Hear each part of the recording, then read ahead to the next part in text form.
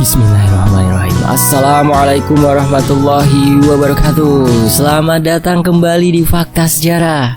Sebelum kita masuk ke bagian berikutnya, mari kita berdoa dulu ya. A'udzu bikalimatillahi tammati min syarri ma khalaq.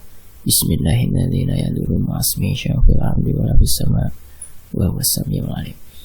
Allahumma sholli ala sayyidina Muhammad sallallahu alaihi wasallam. Ini dia bagian berikutnya, yaitu ritual memuja siluman iblis.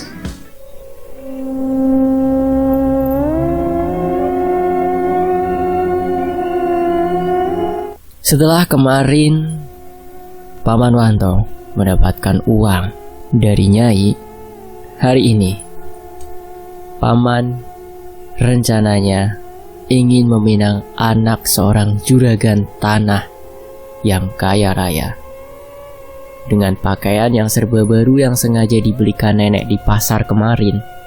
Tentunya dengan uang dari perapian itu. Mas, apa Mas yakin lamaran Mas akan diterima? Tanya pamanku yang paling bungsu itu, yaitu Paman Wisnu. Mas cinta sama Rita, Nu.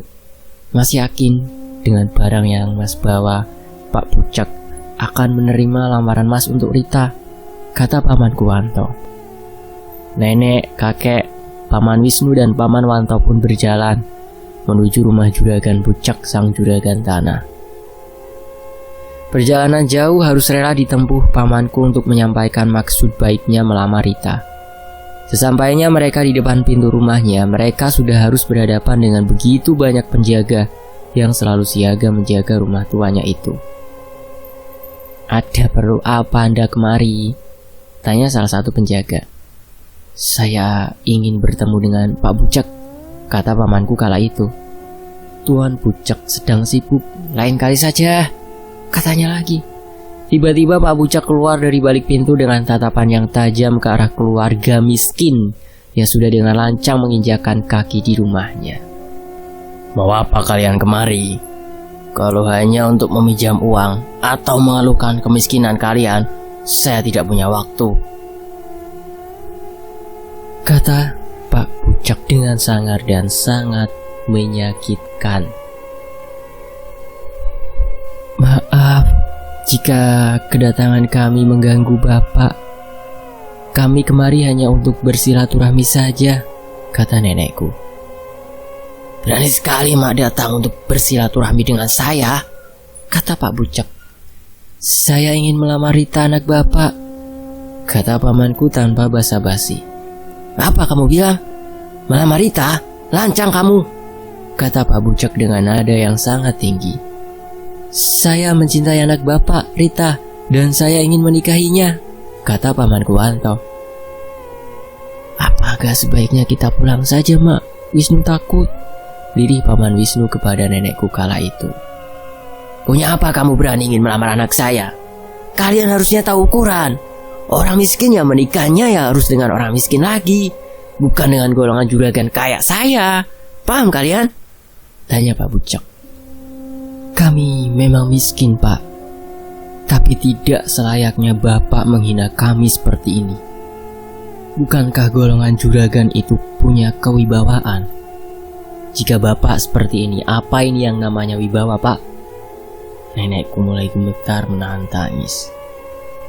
Menurut saya, cinta itu tidak berbatas pada kasta, Pak. Saya tulus dan benar-benar ingin menikahi Rita, kata pamanku juga. Memangnya anak saya bisa hidup dengan kata-kata tulus Bu itu? Kata Pak Bucek dengan mata yang mulai melotot dan memerah. Saya tahu, Pak, tapi saya hanya punya beberapa lembar uang saja sebagai tanda bahwa saya sudah melamar anak Bapak, kata pamanku. Mana uang itu? Paling recehan, kata Pak Bucek. Sini Mak, tas Wanto, pinta Paman Wanto. Nenekku menyerahkan tas hitam punya Paman Wanto. Setelah tas hitam itu ada di genggamannya, Paman Wanto pun berjalan mendekati sang juragan yang angkuh itu. Perlahan, tangan Paman Wanto mulai membuka tas itu dan mengeluarkan isinya. Pak Bucek hanya membantu ketika melihat isi tas hitam kumuh itu adalah puluhan lembaran uang dengan pecahan 100 ribuan. "Dari mana uang-uang ini?" tanya Pak Bucek. "Saya bekerja di luar negeri, Pak," kata Paman Wanto. Pak Bucek mulai mengambil tas itu dan seketika senyum ramah mengembang di bibir hitam dan tebalnya itu. "Semua kalah dengan uang. Mari masuk kalau begitu. Kita bicarakan ini di dalam," ajak Pak Bucek dengan nada yang sangat ramah. Keluargaku kemudian masuk dan dipersilahkan untuk duduk di sofa yang empuk dan juga nampak mewah ini. "Jadi bagaimana, Pak? Apa Bapak menerima lamaran anak saya?" tanya kakek. "Sebentar, Pak. Saya panggilkan Rita dulu," kata Pak Bucek berlalu dengan tangannya yang terus menggenggam tas hitam dari laki-laki miskin yang hampir saja ditolaknya. Beberapa saat kemudian, Rita datang dengan senyuman manis yang menggetarkan hati pamanku. Sosok Rita yang ramah juga cantik sanggup membuat pamanku kembali jatuh cinta pada wanita desa ini untuk kesekian kalinya. "Ini Rita, namanya Wanto," kata Pak Bucek mengenalkan pamanku pada anaknya Rita. "Iya, Pak, Rita sudah tahu." "Saya ingin menjadikan putri Bapak istri saya. Saya tidak akan menjanjikan kebahagiaan atau harta yang melimpah. Saya hanya punya hati yang siap untuk selalu mencintai putri Bapak, tangan yang siap untuk menuntunnya ke jalan Tuhan, dan juga raga yang akan selalu siap menjaganya, Pak. Saya ingin berjuang dengan putri Bapak," kata Pamanku Wanto. "Saya serahkan semuanya pada Rita saja. Bagaimana menurut murid?" Rita pun sudah lama memperhatikan Mas Wanto. Dia adalah orang yang baik, Pak, dan juga sopan, Pak. Rita yakin Mas Wanto akan selalu berjuang untuk membahagiakan Rita nantinya, kata Rita. "Jadi?" tanya Pamanku Wanto. "Iya, Mas, aku mau jadi istri kamu," kata Rita membuat pamanku bahagia tidak kepalang. 1 bulan kemudian, pamanku resmi menikahi wanita yang amat dicintainya. Sebuah rumah kecil yang tidak jauh dari hamparan sawah milik sang juragan turut dipersembahkan Pak Bucek untuk mereka. "Mas," kata Rita mengelus kepala suaminya yang tertidur pulas. Mata pamanku terbuka secara perlahan. Kebahagiaan kembali terasa di hidup Paman Wanto. Kini, di setiap harinya ada senyum Rita yang siap membangunkan dirinya dari tidur yang lelap. "Bangun, Mas, kita sholat tahajud berjamaah yuk," ajak Tante Rita. "Iya sayang, sebentar ya, aku ambil wudhu dulu." Pamanku bangkit dari tidurnya dan berjalan gontai menuju kamar mandi. Pamanku membukakan keran air dan mulai mengambil wudhu. Setelah selesai mengambil wudhu, pamanku berjalan menuju pintu untuk segera melaksanakan sholat dengan sang istri. Namun, kejadian aneh kembali terjadi. Ketika pamanku sampai di depan pintu kamar mandi, tiba-tiba pintu itu terkunci secara otomatis dari dalam. Rita, buka pintunya, Rita." Pamanku terus berusaha membuka gagang pintu namun sulit. "Wanto," lirik seorang dari arah belakang. Pamanku bergidik ketakutan ketika mendengar suara itu. Perlahan pamanku membalikkan badannya menuju asal suara itu, dan betapa terkejutnya pamanku ketika melihat sosok yang memanggil namanya itu adalah Nyi Wangsi. "Nyi Wangsi," lirik pamanku. "Sekarang adalah malam Jumat, Wanto, dan seperti biasa kamu harus memberikan jatahku malam ini," kata wanita gaib itu. Pamanku hanya diam dengan tangan yang masih memegangi gagang pintu kamar mandi. "Kenapa kamu diam, Wanto?" tanya Nyi Wangsi. "Tidak, Nyi, aku akan memberikan kamu jatah," kata Paman Wanto. "Baguslah. Tapi bagaimana bisa aku menyentuhmu dalam keadaan kamu berwudu, Wanto? Lepaskan air itu dari tubuhmu," katanya. "Baiklah, Nyi," kata pamanku. Pamanku membatalkan wudunya demi wanita gaib yang berhasil membuat dia kaya raya. Kepada istrinya, Paman Wanto berdalih tiba-tiba kepalanya sakit sehingga dia tidak sanggup untuk sholat malam ini. Pamanku memberikan jatah kepada wanita gaib itu setelah istrinya tertidur lelap. Keesokan harinya, seperti biasa, setelah pamanku memberikan jatah kepada Nyi Wangsi, pamanku segera menyalakan perapian di dapurnya untuk mengumpulkan lembaran uang dari wanita gaib itu.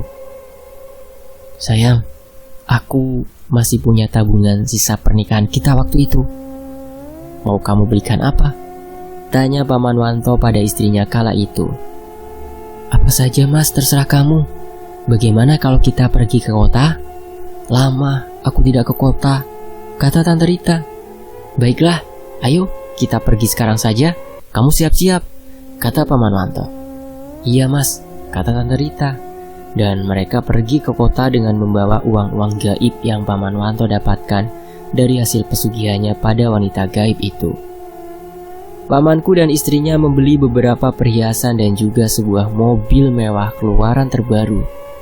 Makasih ya mas, kata Tante Rita. Iya sayang. Tiba-tiba sebuah bisikan hadir di telinga Paman Wanto. Jangan sampai kamu mencintai dia melebihi kamu mencintaiku, Wanto. Suara bisikan itu semakin lama semakin mengeras dan memekikan telinga pamanku. Pamanku mengerang memegangi telinga dengan tangannya. Mas, kamu kenapa? Tanya istri pamanku. Enggak apa-apa Rit, tiba-tiba telingaku berdenging aja, katanya. Aku kira kamu kenapa mas? Tante Rita seperti mengkhawatirkan keadaan suaminya. Gak apa-apa kok sayang, kata pamanku. Sementara itu, di lain hari, sesuai permintaan Nyi Wangsi, Paman Wanto pun mengosongkan satu kamar dan menyajikan beberapa sesajen dengan dupa yang terus membumbung tinggi dan menguap di sekeliling ruangan. Aku persembahkan kamar ini untukmu Nyi Wangsi, lirik pamanku. Ruangan ini didandani dengan spray yang bagus dan juga beberapa baju wanita yang berbaris rapi di sebuah lemari kayu di salah satu penjuru kamar. Terima kasih Wanto, sahut Nyi Wangsi. Saya akan menunggumu setiap malam Jumat di sini, seru pamanku. Baiklah Wanto, aku akan memberikan kamu lebih banyak uang jika kamu bisa mencintai aku dan menyembahku melebihi istrimu, kata Nyi Wangsi. Aku memang mencintai Rita dan tulus menyayangi dia, Nyi. Tapi dia tidak akan bisa menggantikan posisi Nyai di hati saya, kata Paman Wanto. Bagus Wanto, teruslah kamu bangga-banggakan namaku. Nyi Wangsi tertawa bangga ketika melihat Paman Wanto berhasil menjadi budak sekaligus suami yang bisa diandalkannya.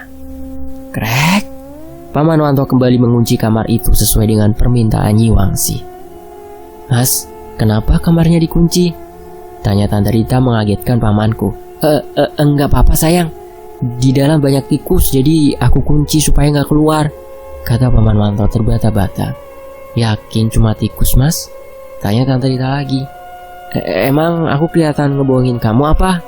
Tanya pamanku. Enggak mas, aku cuma memastikan aja kalau nggak ada yang kamu sembunyiin dari aku. Tiba-tiba Tante Rita muntah-muntah dan berlari menuju toilet dengan muka yang amat panik.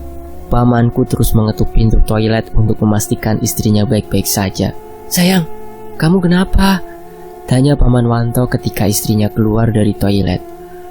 Aku mual banget mas, kepalaku pun pusing, katanya dengan muka yang amat pucat. Kamu istirahat ya, aku bakalan jagain kamu, kata Paman Wanto memapah istrinya menuju kamar tidurnya. Tante Rita mulai memejamkan matanya. Paman Wanto terus mengusap-ngusap kepala istrinya itu. Paman Wanto tidak melepaskan tatapan matanya dari sang istri. Perlahan pamanku mulai merasakan jatuh cinta kembali pada sosok Rita yang kini sudah menjadi miliknya.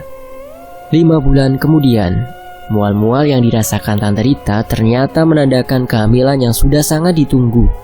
Kini, usia kandungannya menginjak 5 bulan. Pamanku meminta istrinya untuk tidak beraktivitas lebih banyak dan menyarankan istrinya untuk beristirahat saja. "Kamu jangan banyak gerak dulu sayang," kata Paman Wanto. "Gak apa-apa mas, ini kan cuma pekerjaan kecil, aku bisa kok," kata Tante Rita. Melihat istrinya yang semakin kelelahan dan juga lemah, Paman Wanto kembali merasakan jatuh cinta pada wanita yang sudah hampir 1 tahun dinikahinya itu. Ketika rasa cinta itu kembali hadir, suara bisikan itu pun turut hadir dan memekakan telinga Paman Wanto. "Ah!" Paman Wanto menutup telinganya kembali. "Kamu kenapa mas?" Enggak apa-apa sayang, mungkin aku kecapean saja," kata Paman Wanto. Paman Wanto berjalan santai menuju kamar yang sudah sedari lama dipersiapkan untuk Nyi Wangsi itu. Ketika Paman Wanto membuka pintu kamar itu, bau dupa seketika menampar wajahnya dan juga kegelapan menyapa dirinya. Dengan cepat Paman Wanto kembali menutup pintu agar tidak diketahui Tante Rita. "Lancang kamu Wanto!" Suara tanpa wujud itu kembali menyeruak ke seantero ruangan kotak ini. "Apa salah saya Nyi? Saya sudah memberikan apa yang Nyai minta. Saya sudah mendahulukan Nyai dibanding istri saya sendiri. Lalu apa lagi?" Wanto, harus berapa kali aku katakan, kamu jangan pernah mencintai istrimu melebihi rasa cintamu untuk aku, Wanto." Suara itu hadir dengan nada yang tinggi dan juga menggema. "Saya tetap mencintai Nyai," kata Paman Wanto. "Kebohongan apa lagi yang kamu buat, Wanto? Kamu pikir aku tidak tahu perasaanmu padaku?" Gema suara itu. Sudahlah Wanto. Apa kamu mau melakukan sesuatu jika aku perintah, Wanto?" "Apa itu Nyi?" Pamanku berbicara sangat lembut pada istri gaibnya ini. Aku ingin darahmu, Wanto." "Darah saya Nyi?" Paman Wanto bergidik mendengar permintaan Nyi Wangsi. "Iya Wanto, apa kau sanggup? Akan aku berikan apapun yang kamu minta." "Tapi Nyi, saya takut dengan luka dan juga darah," kata pamanku. "Jika kamu tidak mau menyerahkan darahmu untukku, akan aku ambil istrimu sebagai penggantinya." "Jangan Nyi, jangan ambil Rita. Dia tidak tahu menahu soal ini. Saya mohon jangan Nyi." Pamanku berlutut berharap Nyi Wangsi tidak sampai hati mengambil istrinya. "Kalau begitu lakukan apa yang aku mau, Wanto." "Baiklah Nyi." Paman Wanto melukai tangannya dengan pecahan kaca yang sengaja ia pecahkan dari jendela kamar itu. Paman Wanto menyayatkan kaca itu ke tangannya. Darah keluar dengan sangat banyak. "Teruslah menjadi seorang penurut, Wanto." Paman Wanto terus menangis melihat darah yang keluar dengan sangat derasnya itu. Singkat cerita, Paman Wanto sudah lama tidak melakukan kebiasaannya dengan Nyi Wangsi. Ketaatan agama yang dimiliki sang istri mau tidak mau harus dilaksanakan juga oleh Paman Wanto. Hari ini adalah malam Jumat. Paman Wanto tidak melakukan keharusannya dengan Nyi Wangsi dikarenakan Tante Rita yang sedang tidak enak badan.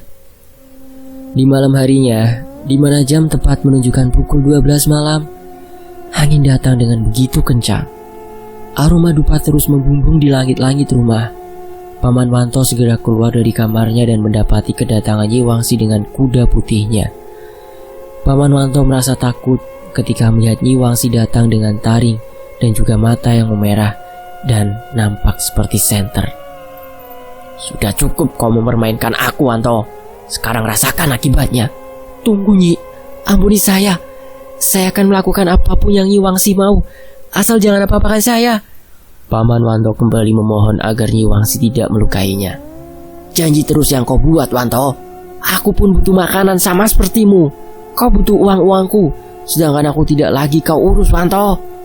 "Saya khawatir dengan keadaan istri saya, Nyi. Bukan saya melupakan Nyai." "Aku masih berbaik hati padamu. Aku akan memberikan kamu kesempatan untuk kembali merasakan kenikmatan yang aku miliki. Tapi aku ingin kamu menyembelih seekor kambing sebagai tumbal. Berikan potongan kambing itu pada siapapun yang kamu kehendaki untuk aku jadikan santapanku. Dan kambing itu haruslah kambing hitam, dan berapapun harganya jangan kamu tawar lagi," kata Nyi Wangsi. Paman Wanto sedikit tersentak ketika Nyi Wangsi meminta seorang tumbal sebagai pengikat kembali tali gaib yang sudah putus di antara Nyi Wangsi dan pamanku. Tumbal, Nyi? Kenapa Nyai minta tumbal? Bukankah dulu perjanjiannya bukan seperti itu? Tanya pamanku. Aku ingin makan, Wanto. Sudahlah, jangan banyak berbicara. Cepat sediakan kambing yang aku mau. Aroma dupa yang membumbung ke seantero penjuru ruangan ini pun perlahan memudar. Paman Wanto segera keluar dari kamar itu dengan keringat yang mengucur deras di dahinya. Mas, diri Tante Rita. Sayang, tolong kamu ambilkan kotak obat. Tangan Mas terluka, kata Paman Wanto sembari duduk di sofa dekat kamar yang selalu dikuncinya itu. Tante Rita mengangguk dan pergi mengambil kotak obat itu. Tidak begitu lama Tante Rita pun kembali dengan kotak obat di tangannya. Mana lukanya, Mas? Tanya Tante Rita. Ini sayang, kata Paman Wanto menunjukkan jarinya yang terluka. Namun kejadian aneh kembali terjadi. Luka berdarah yang hampir membuat dirinya tidak sadarkan diri itu secara gaib hilang entah kemana. Tangannya yang berlumuran darah sekarang tidak ada darah setetes pun, bahkan bersih.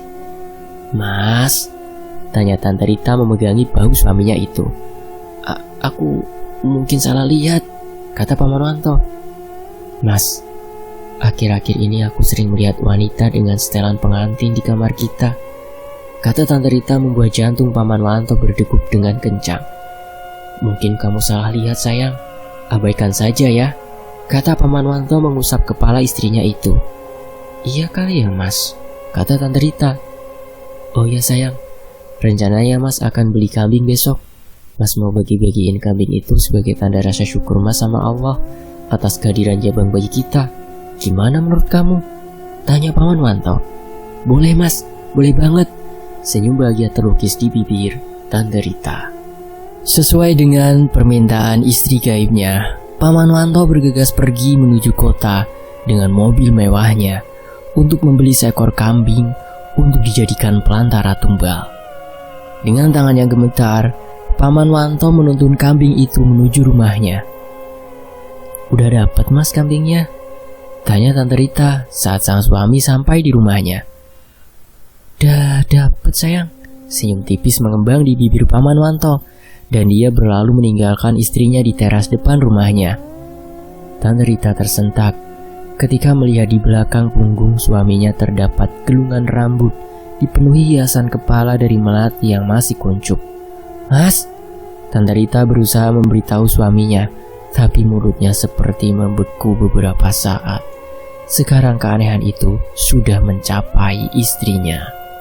Keesokan harinya, Paman Wanto dan Paman Wisnu segera menyembelih kambing itu, dan ketika darah mulai mengalir dari leher kambing itu dengan segera Paman Wanto memberikan jampi-jampi sesuai arahan sang nyai.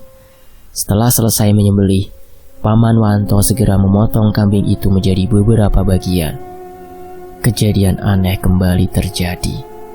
Ketika potongan-potongan kambing itu dihitung oleh Paman Wisnu, secara gaib satu kaki bagian belakang kambing itu raib, entah kemana. Mas, kok kaki kambingnya hilang satu ya? Tanya Paman Wisnu. Hilang satu?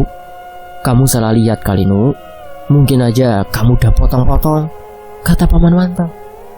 Kalau udah aku potong pasti ada potongannya, kata Paman Wisnu meyakinkan kakaknya bahwa dia tidak memotong kaki kambing itu. Udahlah, lanjutin aja, kata Paman Wanto. Beberapa saat kemudian, gulai kambing yang nampak sedap itu pun sudah siap untuk dibagikan. Paman Wisnu dan Paman Wanto berkeliling perumahan itu untuk membagikan gulai kambing yang sudah mereka siapkan. Ketika Paman Wanto dan Paman Wisnu berjalan gontai menuju rumah dari arah jalan raya tempat perkampungan kumuh yang banyak dihuni para pemulung itu, datanglah seorang anak laki-laki dengan pakaian lusuh dan juga karung besar yang selalu dipanggulnya datang menghampiri kedua pamanku. Pak, terima kasih untuk gulai kaki kambingnya. Saya sampai kekenyangan, kata anak itu membuat kedua pamanku melongo. Gulai kaki kambing, Dek? Tanya Paman Wisnu. Iya Pak, gulainya enak banget, timpa anak kecil itu. Kamu pasti salah, Dek. Karena kami hanya membagikan gulai itu di sekitaran kompleks saja, gak sampai ke daerah kamu, kata Paman Wisnu. Mana mungkin saya salah, Pak. Tadi itu sekitar 30 menit yang lalu, ada seorang perempuan cantik memberikan bungkusan kaki kambing itu ke rumah saya, Pak. 1 kaki utuh. Dan juga perempuan itu bilang kalau gulai itu dari orang yang sekitar 30 menit kemudian akan membagikan gulai juga di sekitaran komplek. Makanya dari tadi saya nunggu di sini buat bilang terima kasih sama Bapak, kata anak kecil itu. Mas ngerasa aneh gak sih sama gulai ini? Kata Paman Wisnu. Aneh gimana, Nu? Paman Wanto balik bertanya. Anak ini kan bilang dia dapat gulai sekitar 30 menit yang lalu, dan itu waktu yang kurang lebih juga pas dengan waktu hilangnya kaki kambing itu. Iya gak sih, Mas? Tanya Paman Wisnu. Entahlah, Nu, Mas juga bingung, kata Paman Wanto berlalu meninggalkan adiknya menuju rumah. Sesampainya di rumah, Paman Wanto kembali dikejutkan dengan keadaan rumah yang penuh dengan kursi-kursi yang berserakan, seperti habis diadakan sebuah acara. Sayang, seru Paman Wanto pada istrinya. Iya, Mas, kata Tante Rita dari arah dapur, lalu berjalan mendekati suaminya. Kenapa, Mas? Lah, ini kok berantakan? Iyalah berantakan. Tadi itu ada banyak banget orang yang bertamu ke rumah kita, Mas, kata Tante Rita. Dalam rangka apa mereka datang? Katanya mereka mau dapat makanan gitu di rumah kita. Mereka lucu ya, Mas, kata Tante Rita tersenyum. Makanan? Di rumah kita? Tanya Paman Wanto. Iya, Mas, singkat Tante Rita. Kamu kenal sama mereka? Enggak sih, mungkin mereka orang baru juga. Tapi ada 1 orang perempuan yang bilang kalau Mas adalah teman lamanya, dan Mas juga udah lama banget kenal sama dia, kata Tante Rita. Teman lama aku? Siapa? Kalau nggak salah namanya Wangsi, Mas, kata Tante Rita. Wangsi? Paman Wanto sangat-sangat tersentak ketika mendengar nama Nyi Wangsi dari mulut istrinya. Iya, Mas, kamu pasti lupa. Kata dia, Mas sama dia itu udah lama banget gak ketemu, kata Tante Rita. Sayang, dengerin aku ya. Kamu jangan nerima tamu tanpa seizin aku, ngerti? Tatapan Paman Wanto pada istrinya dengan kedua tangan yang memegangi bahu istrinya. Apa dia orang jahat, Mas? Ada apa kamu sama Wangsi itu, Mas? Tante Rita balik bertanya. Pokoknya enggak. Paman Wanto berlalu menuju kamar mandi. Malam mulai menyapa. Untuk kesekian kalinya di malam Jumat, Paman Wanto lebih memilih menghabiskan waktu bersama istrinya, Tante Rita, dibandingkan untuk menyendiri menatap setiap lujur dupa yang terus menyala tanpa pernah Paman Wanto percikan api di ujung dupa itu. Kebahagiaan kembali menyapa ketika ibuku saat itu mengabarkan bahwa beberapa hari ke depan ibu akan segera melahirkan. Pada ibuku, Paman Wanto pun memberikan uang dalam jumlah yang amat banyak. Paman Wanto kemudian kembali berfokus pada istrinya yang setiap malam Jumat terus-menerus ingin dingajikan perutnya yang mulai sangat membesar. Mas, kamu mau kan ngajiin perut aku lagi? Tanya Tante Rita. Iya, sayang. Tangan Paman Wanto meraih Al-Quran kecil di sebuah meja kecil di samping tempat tidurnya. Perlahan bibir hitam Paman Wanto mulai membacakan huruf demi huruf yang ada di Al-Quran kecil itu. Malam mulai semakin larut. Tante Rita pun mulai tertidur dengan amat pulasnya. Di tengah-tengah ayat yang sedang dibacakan Paman Wanto, tiba-tiba pikirannya teralihkan pada sosok anak kecil pemulung yang ditemuinya siang tadi. Apa Nyi Wangsi akan menjadikan anak kecil itu tumbal ya? Diri Paman Wanto pada hatinya. Menyadari istrinya sudah tertidur, Paman Wanto pun berjalan menuju kamar yang selalu terkunci rapat itu. Krek! Pintu kamar itu dibuka Paman Wanto. Aroma dupa kembali menampar wajah pamanku ini. Ketika dirinya sudah masuk dan melangkah beberapa langkah, aroma melati pun menyeruak menggantikan bau dupa yang membuat pengap. Paman Wanto menangkap seorang perempuan dengan setelan pengantin itu tengah menguraikan rambutnya yang panjang di dekat jendela. Sinar bulan yang nampak terang membuat sosok wanita itu jelas terlihat. Kok Kukira kau sudah lupakan aku, Wanto. Lirih seseorang di jendela itu. Aku harus memastikan dulu istriku tidur, Nyi. Stop menyebut dia istrimu, Wanto. Akulah istrimu. Dia hanyalah pelampiasan nafsumu pada manusia saja. Akulah istrimu. Ternyata sosok Nyi Wangsi mulai tidak menyukai istri pamanku. Apa katamu saja, Nyi? Nyai dan istri saya bukanlah pilihan, Nyi, kata Paman Wanto. Di kendi itu, aku sudah menaruh ikan mas. Potonglah ikan mas itu, seru Nyi Wangsi. Paman Wanto mulai berjalan mendekati kendi yang dimaksud Nyi Wangsi. Tangannya mulai meraih ikan mas yang nampak sangat besar itu. Perlahan ikan mas itu Paman Wanto taruh di sebuah tatakan yang terbuat dari kayu. Sementara di tempat lain, anak pemulung itu sedang berjuang melawan sakit anehnya itu. Matanya terus menatapi langit-langit dan dia merasakan panas dan juga perih yang teramat sangat. Cepat potong ikan itu, Wanto, seru Nyi Wangsi. Baik, Nyi. Paman Wanto mulai memotong ikan itu. Ketika Paman Wanto mulai mengiris kepala ikan itu, rasa sakit sang ikan ketika lehernya mulai diiris-iris pisau oleh Paman Wanto sama pula dirasakan oleh anak pemulung itu. Tanpa Paman Wanto sadari yang dipotong itu bukanlah semata-mata ikan mas yang besar, melainkan seorang anak tidak berdosa yang harus meregang nyawa untuk pesugihannya. Sudah, Nyi, kata Paman Wanto ketika kepala ikan itu sudah buntu. Bagus, Wanto, kata Nyi Wangsi. Nyi Wangsi membalikan badannya. Paman Wanto terkejut ketika Paman Wanto melihat sosok asli Nyi Wangsi. Ternyata Nyi Wangsi adalah jelmaan siluman ular yang sangat menakutkan. Perlahan kaki Nyi Wangsi berubah menjadi ekor ular yang sangat hitam pekat. Paman Wanto hanya sanggup ternganga melihat sosok Nyi Wangsi yang berubah menjadi sangat menakutkan dengan mulutnya yang tengah menjilati darah yang entah dari mana berasalnya. Kasihan sekali ya pelaku orang pesugihan itu. Miris. Sampai jumpa di bagian berikutnya ya. Tetap di Fakta Sejarah. Terima kasih teman-teman. Wassalamualaikum warahmatullahi wabarakatuh.